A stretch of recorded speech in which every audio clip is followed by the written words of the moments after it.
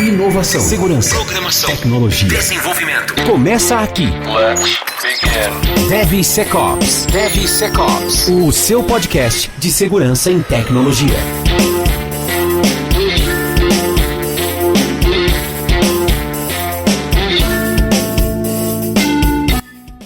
Fala pessoal, tudo bem com vocês? Sejam muito bem-vindos a mais um episódio do DevSecOps Podcast. Eu sou Cássio Pereira.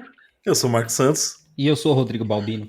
E estamos no episódio 31, a 2 episódios de bater o recorde da primeira temporada, que tiveram, né, 33 episódios. A gente vai ultrapassar essa marca, se Deus quiser. Se eu aguentar esses dois aqui, mais 2 episódios, a gente chega lá, tá? Vamos te Episódio... Cara, vai ser mó legal. Para com isso. Episódio 31, 4 de agosto, tá indo ao ar esse episódio. Hoje a gente vai falar sobre containers, né? Segurança em containers é necessário, né? Que mundo é esse de containerização que todo mundo fala, que tá na moda, que tá na onda, enfim. Para isso a gente trouxe uma convidada que já eu vou apresentar ela, É a primeira convidada internacional deste podcast.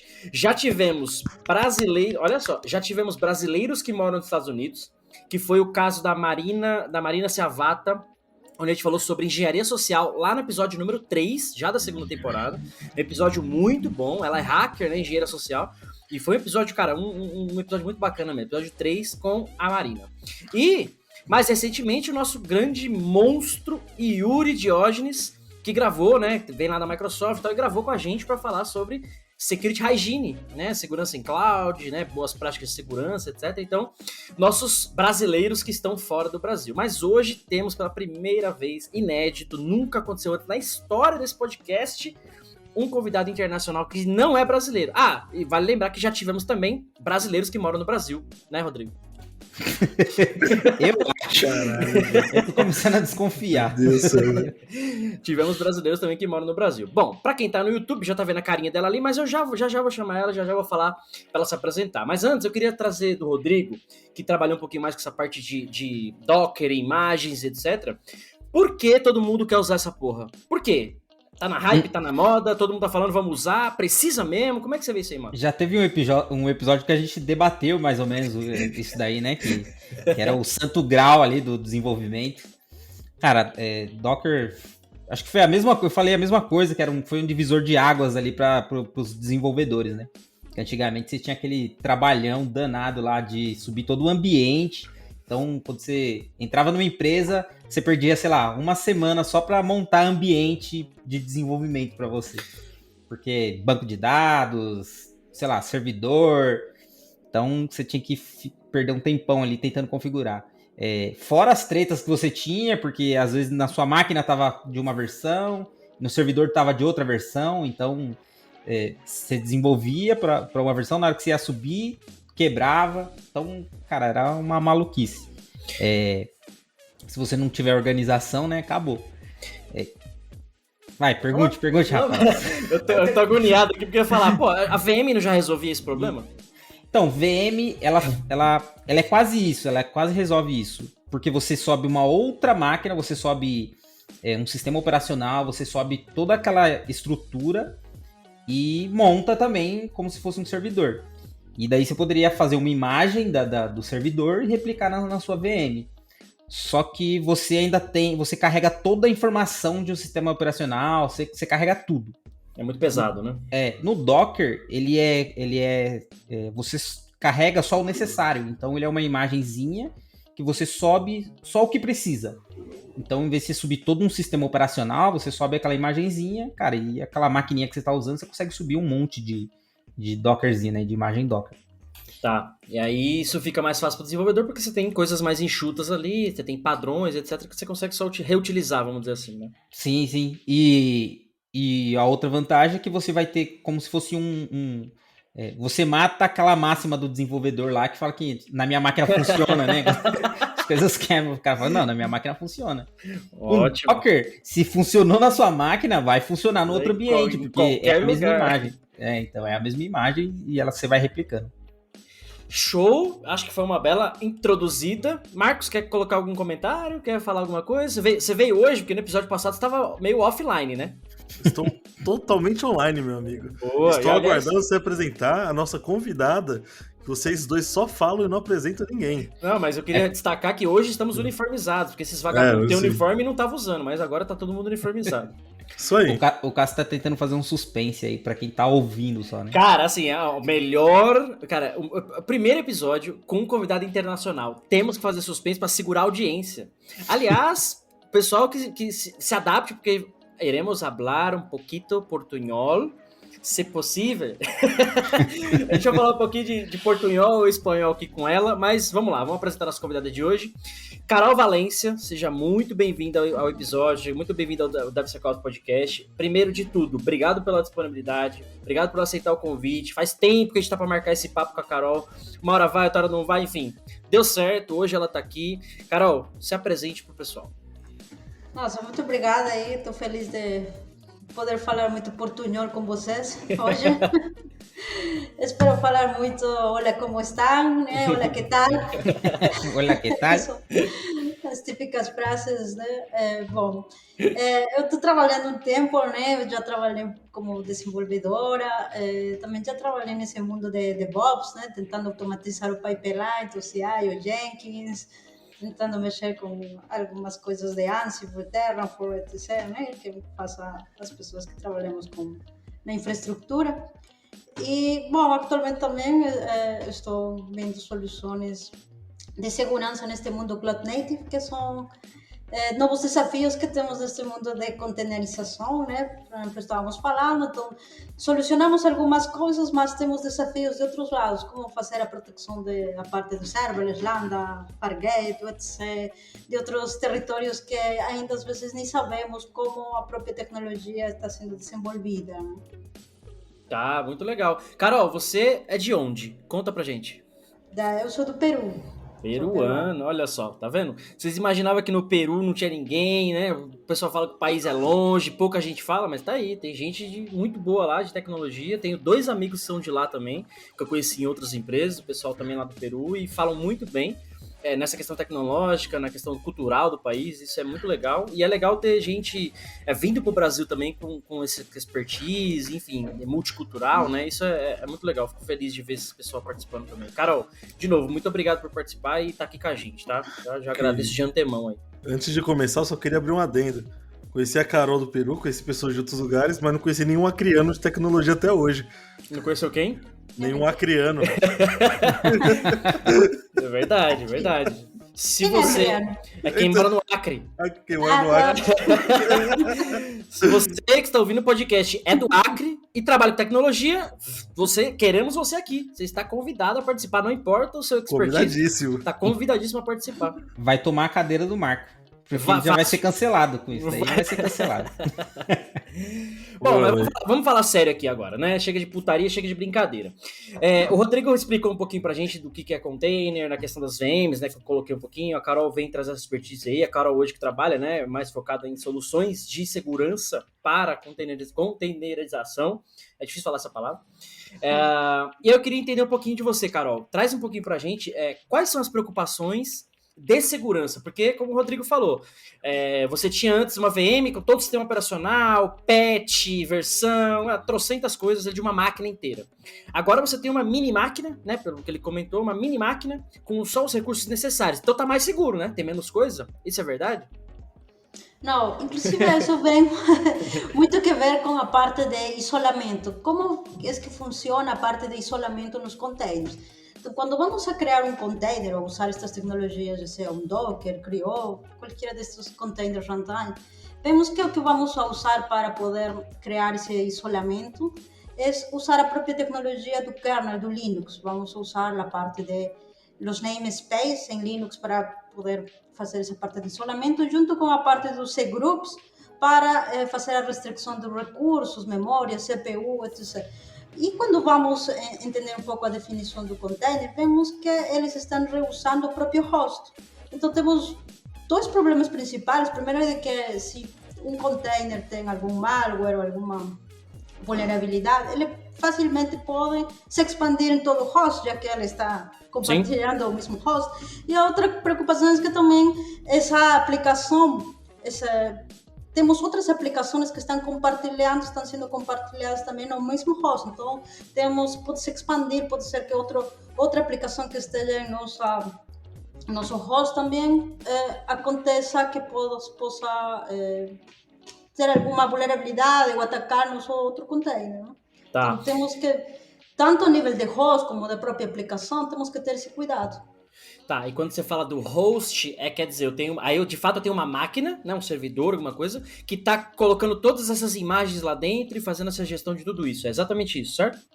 Exatamente isso. Inclusive, podemos começar com tentando ver as boas práticas de configuração, a configuração das próprias tecnologias que vamos usar, porque antigamente já tínhamos nosso VMware, tínhamos nossa máquina, talvez um firewall tradicional para fazer o isolamento, o bloqueio. Sim. Mas agora que estamos usando outras tecnologias, também temos que ter essa preocupação de fazer as configurações corretas, o isolamento, ver que essa imagem no meio do caminho não seja alterada, né? Pode ter alguém que tenha alterado a parte do hash ou a parte da publicação dessa imagem e estamos fazendo o pull de uma imagem alterada cheia de cryptominers, por exemplo, né? Ah, que beleza. E eu lembro que, cara, quando eu desenvolvia .NET, lá alguns anos atrás, a gente compilava e gerava lá as DLLs do projeto, né?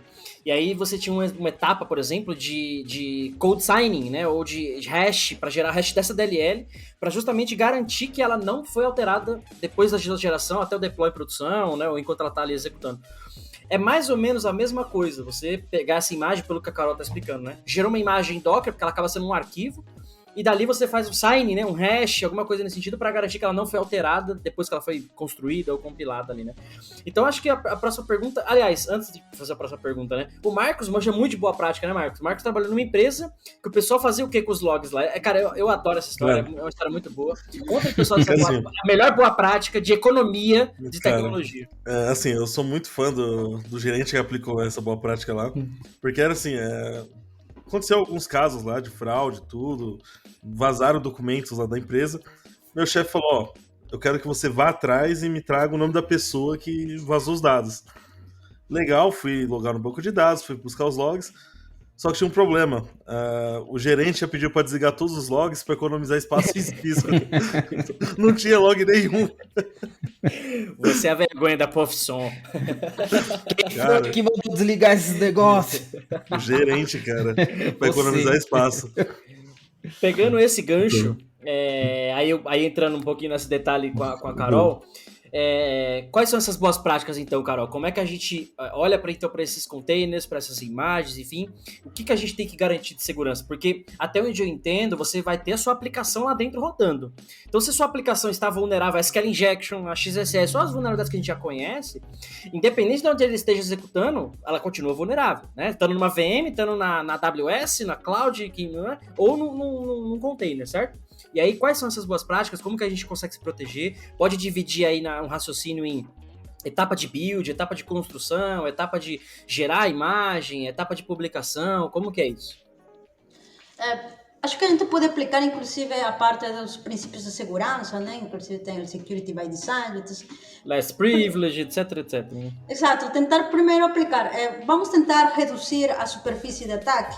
Então, se pensamos nesse primeiro princípio, tentar construir uma imagem pequena, que inclusive é um dos princípios de boas práticas para microserviços, ter uma aplicação pequena que não tenha muito estado, que possa ter um restart, e isso também vem na parte do desenho de construir nossa imagem, né? Então, é diferente fazer um from Ubuntu, que vai vir com todo, a fazer um from Alpine, né?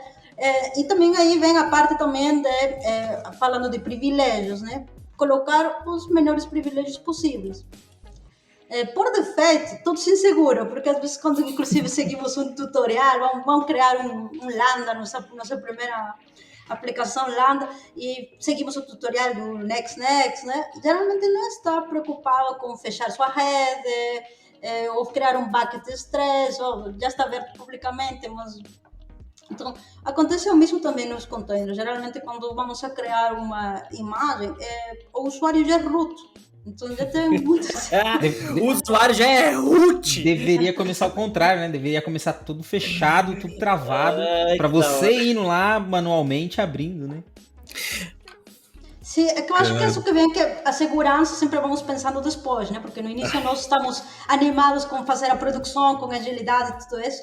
E, inclusive, todas essas melhorias de segurança já estão acontecendo, né? Então, por isso que temos, inclusive, agora a parte de rootless, né? Então, já estão nascendo já esses desenhos de que os containers venham sem ser roots, né? Inclusive, também tem outros containers runtimes que já vêm preocupados com essa parte de isolamento. Então, para adicionar uma camada de proteção, eles estão fazendo uma estratégia de criar uma espécie de máquina virtual. Claro que não vai ser tão pesada, né? Mas a ideia é poder encapsular e ter uma camada mais de segurança, né? Que faça a parte do JVisor, que é da Google, né? Então, vemos que tem certas estratégias tentando ver essa parte de isolamento, né? Mas começando simples, primeiro desenhar, podemos usar inclusive, pensando na parte do build, podemos diferenciar em várias etapas. Build, que é essa construção da imagem, tentar fazer a proteção da infraestrutura onde vão viver esses containers, que pode ser um cluster Kubernetes, um host, e em si também tentar fazer a proteção em tempo de execução, porque pode ser que me preocupe muito em fazer a instalação correta da minha infraestrutura, fazer a parte de uma construção segura de minhas imagens, e quem está tendo a visibilidade de alguém entrando em meu container em produção, né? Então, é outra etapa, né? Perfeito. Fala aí, Rodrigo. Você está ansioso, hein? Porque ela falou que geralmente se desenvolve e pensa na segurança depois. Tá bom, você pensar na segurança depois já tá bom já, né? Porque pelo que a gente na segurança já tá bom. Então, porque geralmente o que você vê aí no mercado é não pensar em segurança, né? O pessoal põe lá e acabou, vai embora. Então, se pensar pelo menos depois já é alguma coisa já, né? Já ajuda, né? Pensando depois já é alguma coisa, né? Melhor que nada. Ô, Carol, então eu não posso simplesmente pegar uma imagem do Linux e subir no meu microserviço aqui? Geralmente, pegando uma imagem pública, vai estar cheia de cryptominers. Inclusive, vemos o que falam de software supply chain, que seria o suprimento de ataque, porque a dependência da dependência pode ter muitas vulnerabilidades escondidas, ocultas, que você nem sabe. Nossa, cara, eu tô cursando, finalizei agora o curso, né, do CSSLP.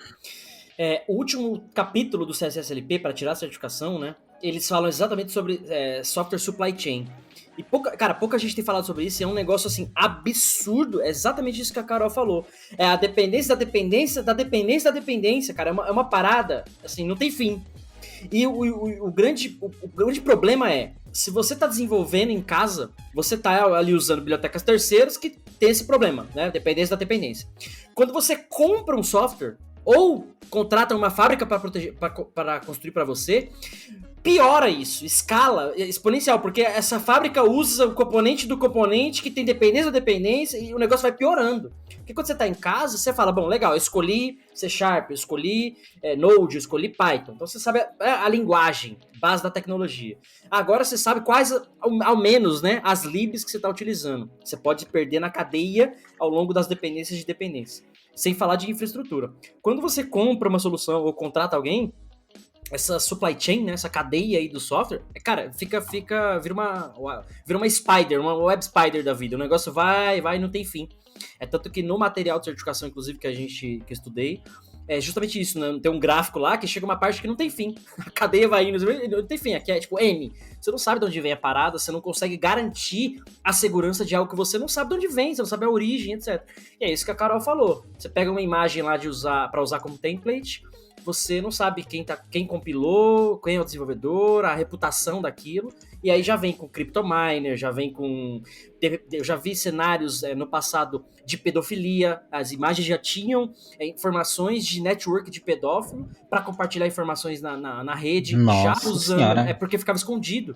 O pessoal usava esteganografia, né? Enfim, uma série de técnicas para fazer spread dessas informações sem ser rastreado, né? Um dos maiores objetivos, né, além do dinheiro na pedofilia, é não ser pego, né? Não ser rastreado. Então tem esses cenários também.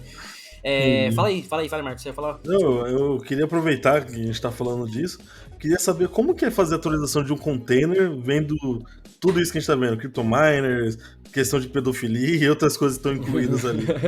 Como que a gente faz a atualização disso? Tem que atualizar uma hora, né? Bom, essa parte de atualização, sempre que vamos a, por lo menos, tem que ser a geração de uma nova imagem, né? Porque se você vai fazer atualização, teria que estar manualmente sempre tentando atualizar. Então, o ideal é quando vamos a fazer o patch de alguma versão ou de uma vulnerabilidade, tem que ser gerada uma nova versão da imagem para ter o update dessa biblioteca ou dessa vulnerabilidade, né? E aí você gerou aquela imagem, então você, em teoria, né, você tem o controle dela, né? Teoria, né? Em teoria. É quando você pode usar, como o Rodrigo estava explicando, né? Você pode usar imagens como templates, né? E esses templates já podem estar contaminados, enfim. E aí entra, a Carol colocou muito bem, né? O princípio de segurança. Você vai usar uma biblioteca terceira, alguma coisa, não vai me baixar do, né, downloads.com, baixaaqui.com. Vai na fonte oficial, no repositório oficial, no Docker Hub, enfim, tem todos os lugares certos para você baixar as imagens, as bibliotecas, etc, né? Carol, você comentou sobre runtime. Como é essa proteção em runtime aí? A aplicação tá rodando, é algo que tá olhando para o meu host, é algo que tá olhando para minha imagem, como que é isso? Bom, eu acho que também tem muito que ver com a parte de observabilidade, né? Porque quando vamos a fazer a parte do desenho de microserviços, temos que ter uma preocupação dos logs, não como comentaram, vamos desligar os logs por espaço. Mas, além disso, né, da observabilidade que todo mundo talvez já tenha ouvido, de poder ter logs que já tem uma informação relevante, também temos a proteção em tempo de execução, que é a parte de você ter conhecimento de eventos. Por exemplo, alguém está tentando fazer um escalamento dentro do meu container, alguém está tentando fazer um shell reverse, shell reverso, né? Sim, shell reverso, sim. Um shell reverso, ou alguém está tentando gerar um script ou executar um cryptominer. Então, tem essa parte de proteção em tempo de execução que é complementar a parte de observabilidade que já deveria de ter também uma aplicação. Então, com isso, junto, integrado com uma ferramenta de SOC, uno consegue estar alertado, notificado, caso um evento desses aconteça, né? Então, você vê, alguém está tentando executar uma coisa, um binário que não faz parte dentro da minha aplicação. Então, você já está sendo ativado, né? Você está sendo alertado. Inclusive, o ideal é bloqueá-lo, né? Porque não permitir que essa ação aconteça. Se seguir o princípio de segurança, tem um deny by default, né? Bloqueia por padrão. Não começa a rodar como root, você já tem alguns problemas. Tá seguindo o caminho inverso. E é uma preocupação que você começa a ter a mais, né? Porque você nem pensaria nesse tipo de coisa se fosse um servidor à parte mesmo, né? Sem ser imagem, você estivesse subindo direto pro servidor. Porque daí você tem o controle daquele servidor, você já tem controle de usuário, já tem controle de tudo. Agora, você tendo uma imagem, você criou, você deu mais uma superfície, né, de ataque nesse caso. Então você está colocando uma máquina lá. E se você não sabe o que ela faz de fato, ou quais os privilégios que ela tem, o que ela pode executar, você perdeu, né? Passou direto ali. Então, mas é assim, seguindo... Quanto mais distribuída a aplicação, mais superfície de ataque você tem. É natural. Mas o que você falou, se eu tô numa máquina no servidor, eu tenho o controle. É muito pelo contrário. O pessoal roda a mesma coisa, roda como root, todo mundo tem acesso àquela máquina, enfim. É tanto que um dos problemas que eu tive numa empresa passada aí, que o pessoal já conhece, enfim, era o problema assim. Os logs da aplicação, lá tinha log, né, Marcos? O pessoal gastava dinheiro com log lá. O log era tão bom que tinha o payload do pagamento do cliente. Ou seja, cartão de crédito. Que merda, velho. Enquanto você nem guardava log, a gente guardava tudo. Fala, Rodrigo. Só que isso daí é log de aplicação. E existe ferramenta, existe boas práticas para ter log da máquina, para você saber se tem algum evento que não deveria ter. Porque o comportamento da máquina é executar aqueles eventos que está planejado na aplicação. Então você sabe o que ela acessa. E de repente você vê um acesso diferenciado lá, uma porta que abriu, que não existia, ou alguma coisa assim. Então, exatamente isso. Esse log específico era de aplicação e o problema era esse. Muita gente de infra, não só quem deveria, vamos dizer assim, tinha acesso a essa máquina. Ou seja, qualquer um da TI, né, naquele caso, podia ter acesso aos cartões dos clientes. Porque tava no log. Era só o cara abrir e pegar. Ele tinha que caçar um por um, mas ele, né, tinha um cartão de crédito ali. Não, o nego ia ter cartão GEDS, o CVC, Isso né? é tudo. O CVV. CVV. O cara faz um Dá regex. O validade. cara faz um regex ali, já acabou. Eu vou vender esses. Me arruma um trampo lá, vou vender essas informações aí. Não, isso que o Rodrigo falou é verdade, porque você tem. E ligando com o que a Carol colocou, a parte de CIEM, de você ter um time de SOC, monitoramento ativo, enfim, você tem que estruturar isso tudo muito bem, porque eu vou olhar minha aplicação, eu vou olhar o meu Access Log, eu vou olhar os IGRAs lá do Docker, do Kubernetes, né, quem chega, quem sai, IP e tal, ou eu quero olhar que processo está executando na máquina. Qual a versão, né, do binário, quem de fato tá rodando ali, porque isso pode ser um comportamento anômalo. Inclusive tem ferramentas de network para você analisar no nível de rede, né? Quem tá trafegando ali de fato, né? Uma das coisas que eu ia perguntar agora, até para ver se a Carol consegue responder essa dúvida. Tem alguma ferramenta que ela indica, ou que ela acha mais legal assim, para fazer a segurança em container, para validar vulnerabilidades e outros itens aí, que a gente já falou até agora? Eu tenho uma ferramenta muito do meu coração. open source, então, que seria o Triv. Então, o Triv é uma ferramenta, mas na verdade tem várias ferramentas de scanner. Então, o que eu recomendo é quando vocês vão escolher que ferramenta de scanner, que seria a primeira parte, como ter uma lista de vulnerabilidades que eu estou tendo na construção da minha imagem, porque vamos também entender um pouco a diferença entre SaaS, DaaS. Muitas dessas ferramentas vamos a continuar usando, sim, que a empresa já tem, né? Mas isso vai fazer um análise no código, né? A parte do SaaS, ele vai fazer só no código. Mas quando fazemos a construção da imagem, também precisamos analisar toda essa parte do problema do software supply chain. Aí é onde entra a parte dos scanners, que são focados na tecnologia dos containers. Então, eles vão analisar cada camada de construção e nos vão entregar um resultado, um relatório de todas as vulnerabilidades encontradas. Aí, para poder escolher melhor que scanner open source atende melhor para vocês único que vão ter que ver a parte de a precisão, né? Aí vai haver pessoas de segurança, né? Seguro que já viram muito disso, de os falsos positivos. Que tão assertivos são os resultados? Porque o que acontece é que, às vezes, essa vulnerabilidade não tem o risco de alto, mas na verdade, de acordo ao grupo do Red Hat, essa vulnerabilidade foi classificada como uma classificação de mediana, né? Então, aí vem a parte de assertividade, né? Então, tem vários relatórios comparando várias destas ferramentas, né, de scanners de containers. E o Triv realmente é muito fácil de usar, se integra com GitHub Actions, com Jenkins, é muito simples. E também agora, além de poder fazer só a parte de scanner, também vai poder fazer a parte de infraestrutura como código. Então, nós temos outros manifestos além de containers, né? Também temos a parte de Terraform, CloudFormation e outros scripts de infraestrutura como código, que também é importante saber se está tendo mais configurações no momento de tentar usar esses scripts, né? Que seria um bucket aberto, criar uma máquina com uma porta SSH 22 para todo mundo, etc.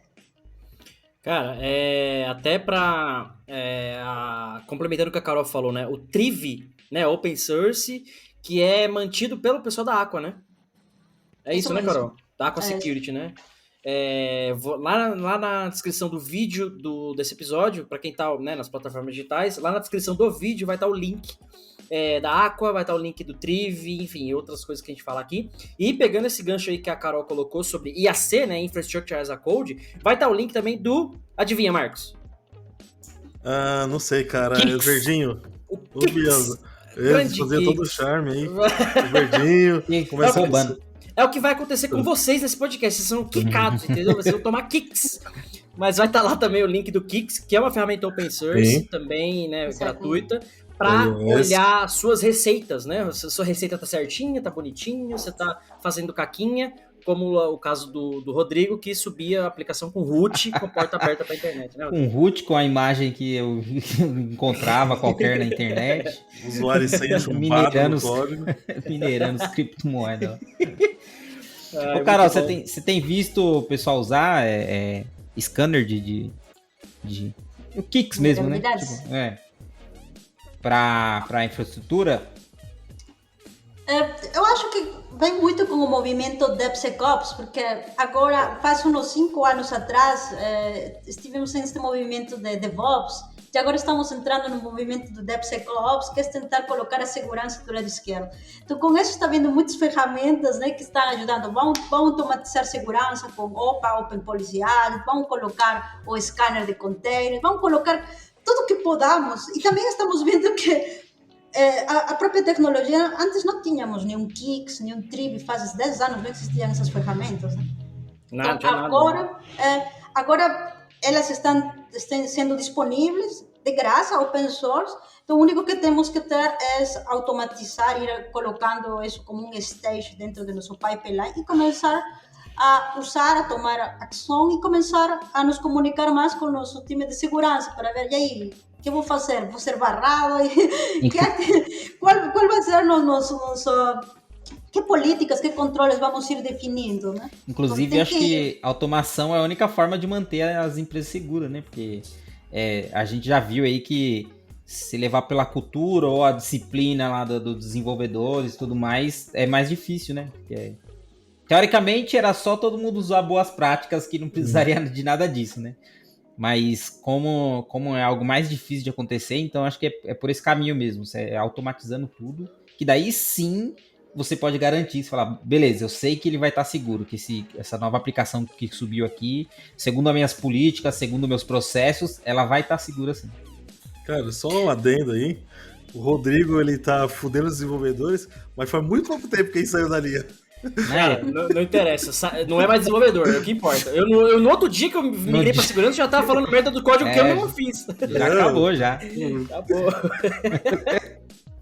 Isso daqui você já foi na igreja lá e foi absolvido? É o perdão, né? O perdão. Então, recebeu. Fez a confissão. Então, acabou. Extrema unção. Nesse caso, é extrema unção. Você recebeu. Ô, Carol, como é que você vê essa questão que o Rodrigo colocou aí, da adoção das pessoas, da cultura, porque, que nem na hype, né, tá todo mundo falando de container, tá todo mundo falando de DevSecOps, tá todo mundo falando disso. Mas a hora que eu tô nos clientes e na prática, ninguém tem nada, não quero barrar, eu quero olhar a segurança, mas não quero barrar o deploy, não quero, né, achei muita vulnerabilidade, então tira isso daí. Sabe, esse tipo de abordagem. Como é que você tem visto isso nas empresas, né? Enfim, nos clientes e parceiros. O pessoal tá aderindo, quando coloca a ferramenta, acha que é só a ferramenta, na verdade tem mais processo envolvido e pessoas do que a ferramenta. A ferramenta, como você falou, o Triv é super fácil de usar, o Kix é super fácil de usar, uma linha de comando tá resolvido ali o seu scan, vamos dizer assim.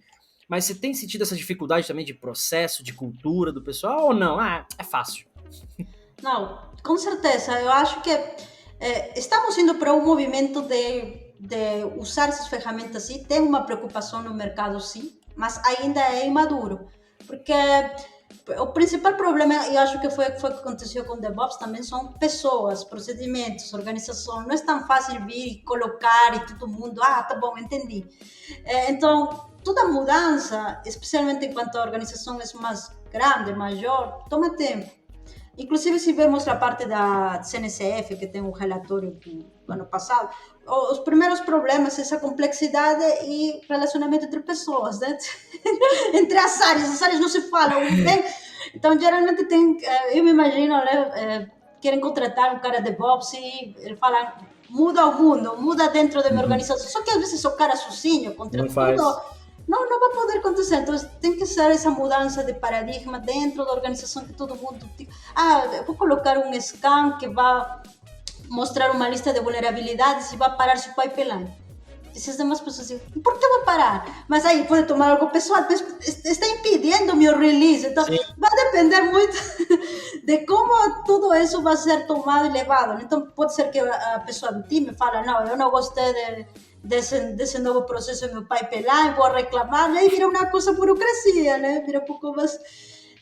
então, eu acho que o drama é mais das pessoas, né? Então, temos que ter muito, como agora estamos tendo neste podcast, temos que ter muita discussão de como aplicar essas políticas, como vai ir implantando, impactando aos demais times. Com certeza se vai ter um failing no meio do pipeline, porque foram encontradas vulnerabilidades críticas. Talvez os desenvolvedores não vão saber, não não entendo, tipo, não sei o que posso fazer. Então, também tem que ter esse apoio de outras pessoas explicando que atitudes, procedimentos, todos dentro da empresa, para que seja facilmente adaptável, né? E não esteja brigando, né? E para você ver como é difícil isso, que a briga já é com as pessoas técnicas, né? As pessoas que entendem já sobre isso. Então, teoricamente, seria mais fácil você conversar com o técnico ali. Você chegar e falar, ó, tem vulnerabilidade, a gente precisa corrigir. O cara tem que parar e falar, puta, precisamos corrigir mesmo. Vamos brigar com o negócio para conseguir fazer isso. E aí sim, tipo, ainda existe essa outra camada que a gente não chegou lá ainda. A gente não chegou na briga com o negócio, né? A gente tem uma briga constante com a parte de desenvolvimento ainda. Tipo, precisamos corrigir, precisamos melhorar isso daqui. Não, mas por que tá mexendo na minha aplicação? Não, esse negócio é assim mesmo. Então, olha o quão longe a gente tá de ficar maduro nesse sentido, né? Sim, e pensando nessa parte, eu acho que às vezes o problema não é nem sequer nas áreas que estão tentando implantar o DevOps, o desenvolvedor, senão é na parte que está em cima, na parte do negócio. Porque a pessoa pode ser talvez o CTO, o dono, a pessoa que vai o CISO, né, a pessoa que decide. Só que ele não entende os problemas da tecnologia dos containers, não sabe o que é o Kubernetes, muito menos o que é um Terraform, e fala, precisamos dessas novas ferramentas. Mas para quê? Por quê? Então, não, vamos colocar, então, ainda nós estamos com o paradigma antigo, né? Então, é a importância também de entender os novos desafios que traem estas tecnologias, porque talvez com um SaaS e um DaaS seria suficiente, mas o SaaS e o DaaS não vê a infraestrutura como código. Não automatiza a open policyagem, todos os novos desafios que estamos tendo no projeto. Mas isso a outra pessoa que está lá na cadeira, que toma a decisão, não sabe. A gente tem que levar isso, é nosso papel levar isso para ele, né? Da forma mais clara possível, né? Eu sou meio polêmico com algumas questões, porque o pessoal já me conhece, sabe que eu sou da política do... Se estão na segurança, não vai subir ninguém. Está inseguro, pronto, acabou. Não tem discussão. Não tem discussão quanto a isso. Especialmente se é uma coisa crítica, né? Já vi vulnerabilidades de CryptoMiner, por exemplo, em servidor de barramento da empresa e simplesmente parou o e-commerce inteiro. Nossa, pessoal, tá lento o site. Lógico, o servidor tá com 100% de processamento, porque o minerador precisa ganhar o dinheiro dele, né? Natural. Então, mas é assim, às vezes você fala isso pra alguém do TI, e a pessoa fala, não, tipo assim, não quero pôr a segurança, sabe? Não quero barrar o deploy. Não. Você fala, caralho, como você não quer, cara? Olha o impacto que você tem. Aí eu comecei a fazer minhas analogias na minha cabeça aqui. E é a mesma história do médico. Adoro falar sobre médico aqui, né? Eu brinquei muito de médico com o Rodrigo quando era pequeno. Mas é porque o médico ele fala assim, olha, amigão, se você fumar, né, se você continuar fumando, você vai... a sua chance de ter um infarto é 90%. O cara ele vai sair do consultório e vai acender o cigarro. É isso que ele vai fazer. E aí, olhando só pra segurança de aplicações, né, eu ficava puto. Porque eu falava, caralho, mano, tem que estar seguro, é simples. Não tem não tem negociação isso. Aí eu fiz essa analogia, eu falei, caramba, verdade. Quando a gente tá olhando pras pessoas, o cara ele vai continuar fazendo errado, mesmo tendo consciência daquilo. Por isso que eu até brinco com o pessoal que já gravou aqui com a gente, a Gabi e tal, o pessoal eles falam muito de conscientização, né? Alguns níveis de conscientização, pra mim, é assim, o cara já é consciente daquilo, ele não é louco, ele já sabe daquilo. Mas ele escolhe, ainda assim, seguir. Igual é o nosso caso, né, Rodrigo? Nosso amigo gerente, né, já contamos aqui em outros episódios, que me mandou embora. O cara me mandou embora porque eu queria testar. Eu queria testar, ele falou, não, eu quero que sobe. Eu falei, não, mas eu não vou subir que vai derrubar, eu não testei. Não, então eu não quero mais você aqui. Tá bom. História real. Presenciei ao vivo. História real.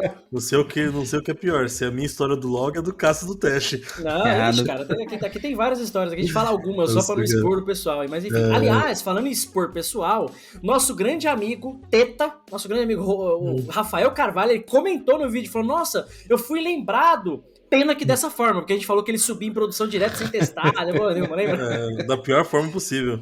Enfim, Teta, você é lembrado em todos os episódios, cara, quase todos, como exemplo de como não codificar, como não fazer um deploy, como não fazer segurança. Exatamente. Você tá sempre aqui participando. Queremos você aqui. Manda uma mensagem aí que você pode participar aqui com a gente. Enfim, vai ser usado como exemplo, mas faz parte, né? Bom, pessoal, eu queria fazer uma pergunta aí pra Carol também, né? Onde entra o tal do Kubernetes no meio disso tudo? O que é o Kubernetes? O K8S, né? O que é o K8S no meio disso tudo? Ele é mais uma imagem? Mais uma coisa pra se preocupar agora? Já não basta, né? Já tem tudo aí, mas o que é o Kubernetes? Qual é o papel dele? Então, como vi que ficou silêncio, vou responder. O show é seu, Carol.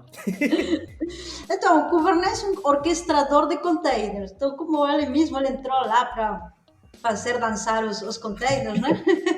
Orquestrar eles, ajudar com todos os problemas de escalabilidade, ajudar com o controle.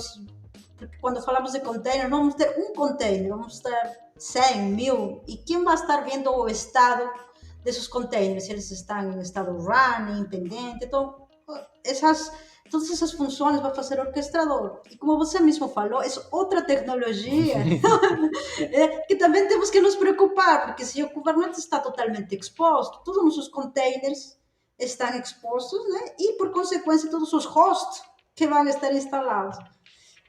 Então, tanto assim que por isso temos o CIS, né?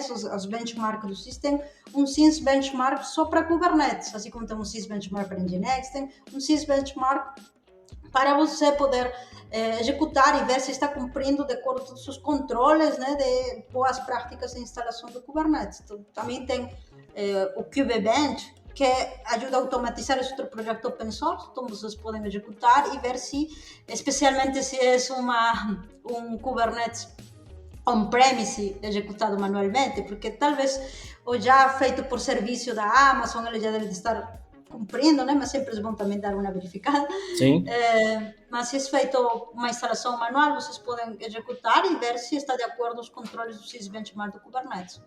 E aí tem o KubeBench, é exatamente uma ferramenta da Aqua também, né? Que é utilizada para fazer essa validação, vamos dizer, esse scanner desse orquestrador, se ele está fazendo tudo certinho, se está tudo bem configurado. É exatamente isso, né? Isso, porque sempre na parte do SIS Benchmark, quando vamos lá, vamos ter um PDF gigantesco com um monte de... Só que isso já foi automatizado, então você só executa e aí vai aparecer toda a lista desses check-ins, né? Para ver se está de acordo a esses controles. Perfeito. Carol, como é que fala desenvolvedor em espanhol? É desarrollador? Eu tô com essa pergunta guardada aqui. É porque eu sei como fala, mas eu não sei pronunciar. É desarrollador. Perfeito. Eu tô um tempão com essa pergunta aqui guardada. Eu fui num evento em 2000 e alguma coisa aí, na Ecopari, em Buenos Aires, né, na Argentina. Sim. Cara, que evento maravilhoso. Eu participei ano passado, eu não conhecia ele, maravilhoso também. Muito bom. Cara, pra quem tá no Brasil, é como se fosse a nossa B-Sides. O que acontece aqui na B-Sides São Paulo, né? Sem churrasco, lógico, né? Só na B-Side tem churrasco e cerveja. Mas a Ecopar é o mesmo estilo, cara. Underground, uma galera descolada, né? Palestras de alto nível, né? Cara, é muito, muito bom mesmo. E eu lembro que lá o pessoal falava muito desarrollador. E eu, caramba, o que isso quer dizer? Na Argentina? Na Argentina, acontece em Buenos Aires. Se tivesse churrasco lá, bicho... Aí ia ser top. Sim, aquela picanhazinha argentina. Nossa senhora. Mas ao contrário da B-Sides, o Ecopar é pago, e muito bem pago, né? Em pesos, mas custa. A B-Sides, pra quem tá em São Paulo, né? Enfim, for free. De graça, né? For free. Exceto, né, na pandemia, que não tem porra de evento nenhum, a gente não vejo a hora de ter um eventinho, pelo menos uma B-Sides pra gente poder participar, né? Mas podemos combinar de ir, né? Todo mundo em caravana aí, chegar lá. Com certeza, é bom que você ajuda a gente com o espanhol. A gente se vira, mas... Não, precisa de tradutor. Não me viro, não. Perfeito. Eu me viro. Tem o pessoal, a gente conversa com o pessoal do México, enfim, dá pra se virar um pouquinho com o portunhol da vida, né? Porque a palavra não sai. Espanhol em si... Portunhol não tem como. Depois de 2 cervejas, cara, tô falando até japonês. É russo, né? E eu queria puxar um pouquinho o tema aí para essa parte de educação, Carol. Eu converso praticamente diariamente ou semanalmente com o pessoal de Israel, né? Nossas soluções são de Israel, enfim, então a gente conhece o pessoal de lá. E o Yuri trouxe isso pra gente no episódio passado, né? Ele hoje lidera o time lá do Azure, né? Do desenvolvimento do Azure na Microsoft, e parte do time de desenvolvimento é de Israel. E ele falou, cara, a cultura do pessoal é diferente porque todo mundo lá serve o exército, é obrigatório, né? Homem, mulher, enfim. Então todo mundo tem essa cultura de segurança, de se preocupar com isso antes, preventivamente, não só reativamente, etc. Como você enxerga essa questão de educacional? Você acha que o pessoal aqui no Brasil, né, ou mesmo na Latinoamérica, né, que você tem esse conhecimento, o pessoal tem que buscar esse conhecimento de segurança em containers, por exemplo, tem que ir atrás de material, tem curso, isso é ensinado, depende da empresa. Como é que você enxerga isso? Tipo, que nem o Rodrigo falou. Eu lembro que eu e o Rodrigo, quando a gente trabalhava junto, cara, a gente ia atrás das coisas, ia buscando esse conhecimento. Não tinha muito material e tal. Como é que você enxerga isso? Bom, eu acho que especialmente em tecnologia e essa parte da educação está muito relacionado com o desenvolvimento da cidade.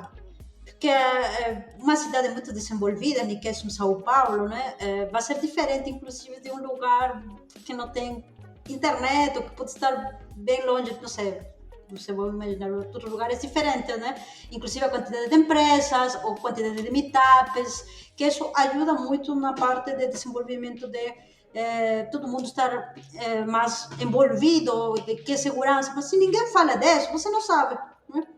Bem que agora com a internet, a difusão, né, está em todo mundo, mas essa parte de ter um amigo local e ver que todo mundo participa de tal meetup, isso ajuda. E acho que isso na América Latina, isso também tem uma influência, né? Então, se falamos de América Latina, aí eu acho que seria Brasil com São Paulo, que tem um movimento muito alto de TI. Temos a Argentina com Buenos Aires, né? Temos o México. E também se podemos ver, isso também conseguimos ver nas contribuições que temos de projetos open source das pessoas brasileiras, da Argentina. Os argentinos têm bons pentesters, de pessoas de segurança, bem assim. A Ecopari é um exemplo de um evento de alto nível que os argentinos têm. Eu não vi isso, pelo menos em outros países, né? O Brasil talvez tenha, mas o Ecopari, eu acho que a Argentina também está muito bem em tecnologia. E isso ajuda com o despertar de educação, de tudo que estamos comentando, né? Então, acho que a comunidade, né? Isso nos vai ajudar. Ter uma comunidade forte, uma comunidade que estamos... eu conheço vocês, a gente sabe que tem esse interesse de segurança, então a gente continua batendo papo. Eu aprendo com vocês, né? E acho que, ao final, essa interação é isso que nos ajuda, né? Eu lembro que... Fugiu o nome agora, mas tem um evento que acontece normalmente, a sede é no Chile. Na verdade, é em todos os países aqui da Latinoamérica, mas normalmente é no Chile. É um número o evento, Clube 86, 888, alguma coisa assim. Eu não pude participar, não tive a oportunidade ainda, mas amigos que foram falam que é no mesmo nível da Ecopari para mais ainda. É um nível muito bom mesmo. Acho que é Security 88, alguma coisa assim. Depois eu pesquiso e comento aqui pro pessoal, mas é um evento que acontece no Chile. O pessoal fala muito bem de lá também. E o Jefferson, né, amigo nosso, que já participou aqui do podcast, ele teve a oportunidade de ir pro Chile algumas vezes. E nesse evento ele falou, cara, é muito bom conhecer o pessoal de lá também, então fala muito bem. Então eu acho que falta essa troca, aí eu enxergo um pouquinho, falta essa troca entre nós, né, entre os países vizinhos, mais, né, ter mais interatividade. Eu lembro que eu conheci o cara que organiza a Ecopari aqui na Upside em São Paulo. Porque o cara que organiza a Upside de São Paulo conhece o cara que organiza a Ecopari, ele tava aqui, enfim. Então eu pude conhecer o cara, mas você vê que tava ali, entre aqueles dois, e aí começando a divulgar e tudo mais. Então eu acho que falta essa troca, né? Como que é no Peru, Carol? Tem bastante evento? Como que é lá? Vou te falar que eu estou morando aqui já há uns 8 anos, então realmente eu não sei. Nem tinha segurança aqui há 8 anos atrás. Mas eu pensando em tudo que a gente está falando, eu acho que também todo este problema do Covid ajudou, porque se você pensa 3 anos atrás, não tinha essa quantidade de youtubers, de podcasts, de tudo isso que se tem agora. Por exemplo, faz 3 anos eu nunca ia saber do Ecopari, a menos de que eu vá a um meetup e alguém específico fisicamente me comente disso. Agora eu posso escutar o podcast e saber, que é esse Ecopari, né? Então as pessoas já vão estar ligadas, independente de estar em São Paulo ou estar em outro lugar. Talvez daqui nos próximos anos vamos ver uma espécie de boom, né? Todas as pessoas mais conectadas, né? Mas pessoas que também queiram escutar, né? Porque as pessoas não estar conectadas, então não tem jeito, né? Não, pior que assim, aí eu vou fazer, agora, vou quase que roubar a sua piada, Marcos. Tem um grande amigo, que os senhores conhecem, inclusive. Eu não vou expô-lo porque ele é casado, etc. Mas um dia ele falou assim, cara, vocês assistiram Vingadores? Um dos Vingadores que saiu aí. Eu falei, cara, ainda não assisti. Ele falou, eu assisti, sabe aonde? Eu falei, onde? Ele, no Xvideos. Eu falei, não pode ser. Porque ele falou, os caras estão upando os filmes lá. Ou seja, o que eu quero dizer com com esse contexto é, não tem desculpa pra você não estudar. Até no Xvideos você vai achar um vídeo de alguém ensinando você a rodar um Kubernetes. Você pode ver um tutorial do Rodrigo lá, do Marcos, né? Não tem direitos autorais, mas... Como seria o título como seria um título de um vídeo desse daí? Container XXX. Não, título de boa. Ué, Go ser, né? Container. Como fuder com a empresa só subir num container? Pode ser também. Pode ser boa. Agora eu entendi a sua analogia. Bela analogia, Rodrigo. Containers brasileiros. Boa. Brasileiro. Containers brasileiros. Minerando. Nossa, meu Deus do céu. Enfim, Nossa, vamos falar cara. sério de novo. Que mais? Tem pergunta aí, Rodrigo? Eu acho que eu esgotei minhas perguntas, cara. De tudo que eu tinha anotado aqui. Cara, depois de falar de X-Vídeo, eu acabei saindo pra outro mundo agora. Voltar a concentração. Marcos, perguntas pra Carol. Aproveita, cara. Convidado internacional que tá aqui hoje, hein? Cara, eu queria perguntar Dúvida pra em ela espanhol. como que é fazer segurança nos workloads, né? O que é o workload, né? O pessoal saber também e como que é fazer Boa. segurança nisso. É muito bom. Inclusive, vamos falando assim de workload, que eu acho que tem muito que ver com o que Gartner está definindo, que Gartner sempre vai definir uma família de ferramentas, né? E agora Gartner está falando muito da postura de CNAPP. Então, agora é a proteção de workloads, que é uma combinação de ferramentas de CSPM, para quem não conhecia, de Cloud Security Posture Management. Então, tentar, porque agora atualmente estamos usando muitos serviços na nuvem, e quem está vendo a segurança disso? Então, aí tem a parte de postura de segurança e tem a parte de proteção em workloads, que seriam nossas cargas de trabalho, porque executamos muitas aplicações, geralmente são containers, né? Nesse mundo cloud que chamamos de workload. E quem está fazendo a proteção? Como fazer a parte de segurança? Que é algo novo, né? Porque daqui 5 anos, 10, não existia essa parte de workload.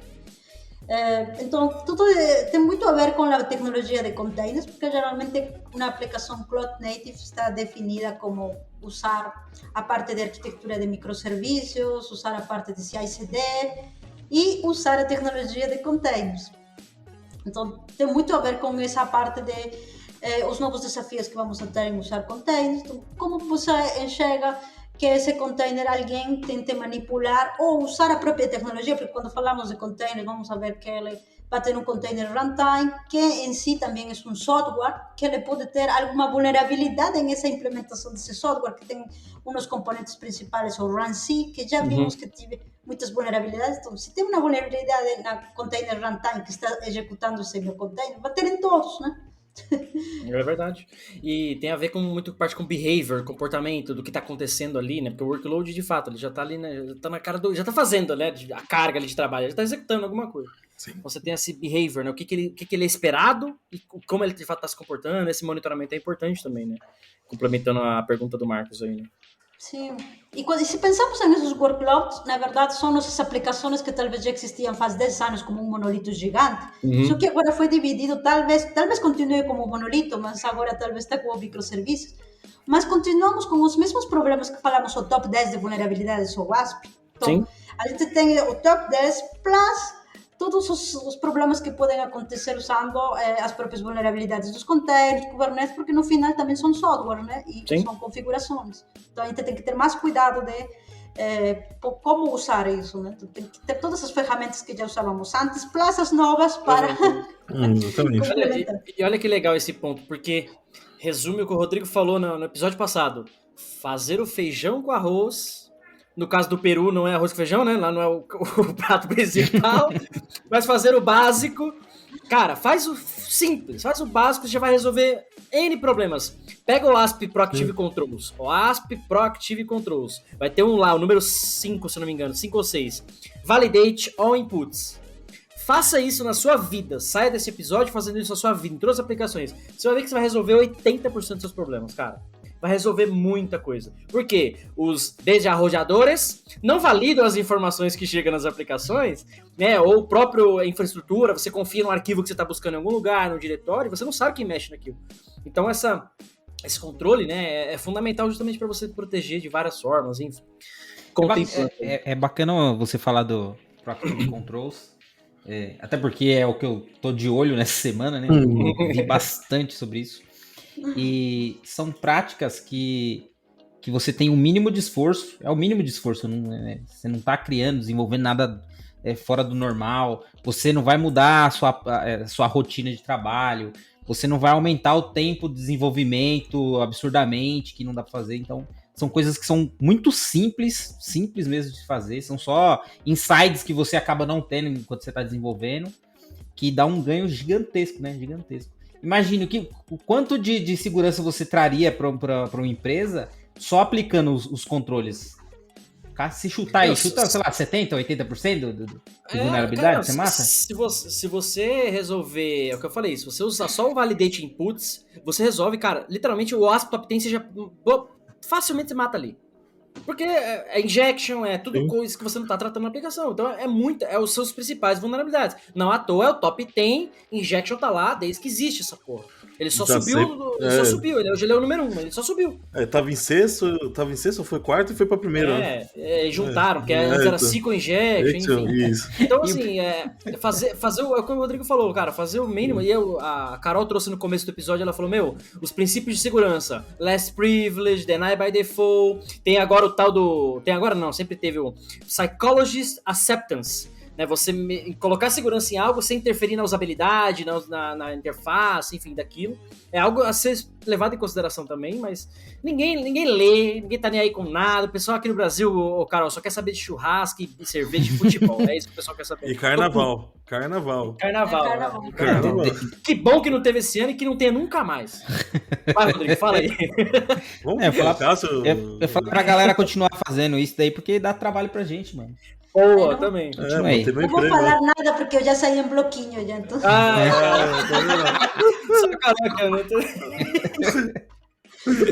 Eu não gosto. Eu não gosto de carnaval, mas enfim, respeito, né? Obviamente. Vai pros seus bloquinhos. Mas deixa o nego errar, cara. É nosso emprego. E tá garantindo que a gente vai ter muito emprego por muito tempo. Mas não é nem só isso. O Cássio passou a não gostar do carnaval depois que ele pegou aquela doença venérea. Não tenho nada disso. Sei, cara. Mas não, tá vermelho, né? Como vocês sabem que eu tenho algo que nem eu sei? Vocês estão me invadindo? Passou pra mim. Tá violado, cara. Violamos aí. Seus vagabundos. Respeita a comunidade internacional, cara. Porra. Carol, desculpa por eles, tá, Carol? Me desculpa, enfim. Só fazendo 2 comentários aí. Da posição que você estava dando do feijão com arroz, se pensamos, tudo que temos que fazer como desenvolvedores é fazer a parte de teste, né? E quando agora estamos usando essas novas tecnologias, estamos usando containers, estamos usando infraestrutura como código, basicamente o que estamos pedindo, né, com esta DevSecOps, é colocar dentro do pipeline o chequeo, né? A validação destes novos artefatos, que seria a validação deste novo artefato que é uma imagem, validação do novo artefato que seria o CloudFormation, o Terraform, e complementar com o resultado. Tá? Isso seria relacionado ao arroz com feijão. Sim. E o segundo que eu estava pensando, né, que realmente a maioria de ataques que está acontecendo agora, que além do top 10 que temos, são fazendo uso do software supply chain attack. Então, imagina se a gente não faz o básico, que é o top 10.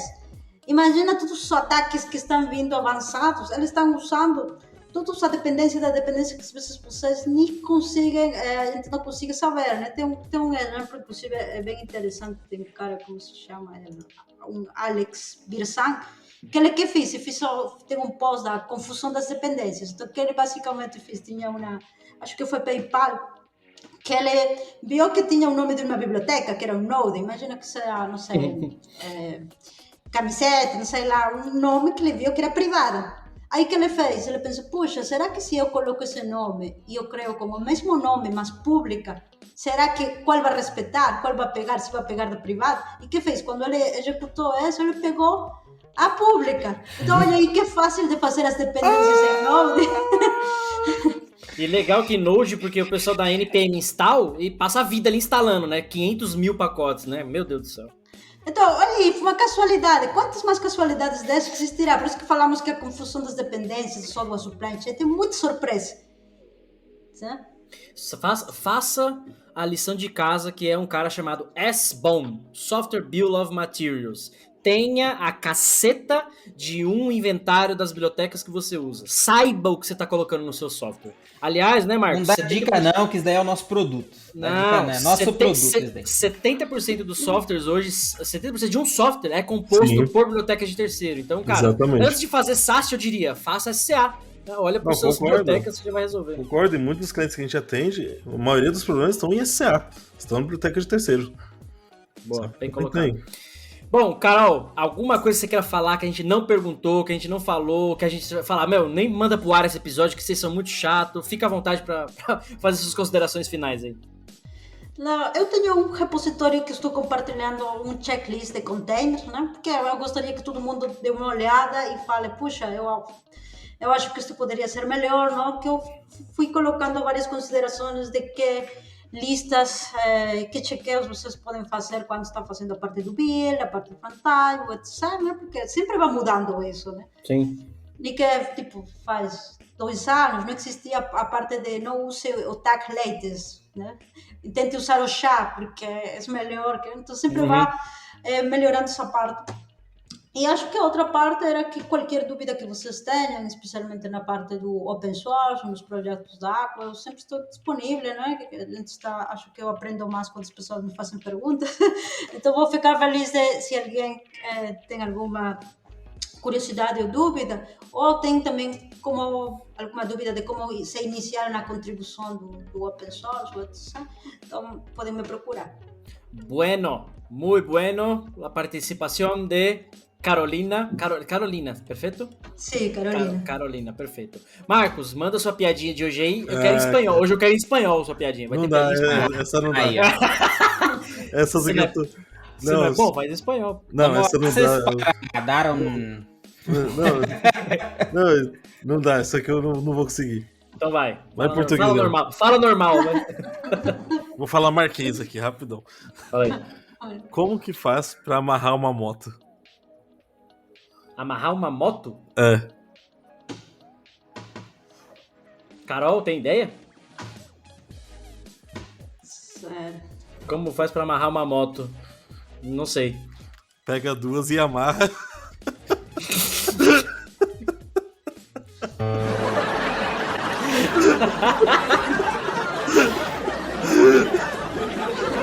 Porcaria. Não, foi boa. Foi melhor que a da semana passada. A Carol tá sem entender ainda. Piada. Você entendeu alguma coisa, Carol? Não muito, sinceramente. Não muito. Não sou muito de piadas, algumas ficam perdidas. Não, mas não é culpa, essa não é culpa sua, não. É culpa do Marcos. Essa não é culpa sua, não. É culpa do piadista mesmo. Fica tranquilo, tá? A gente ri com dó dele.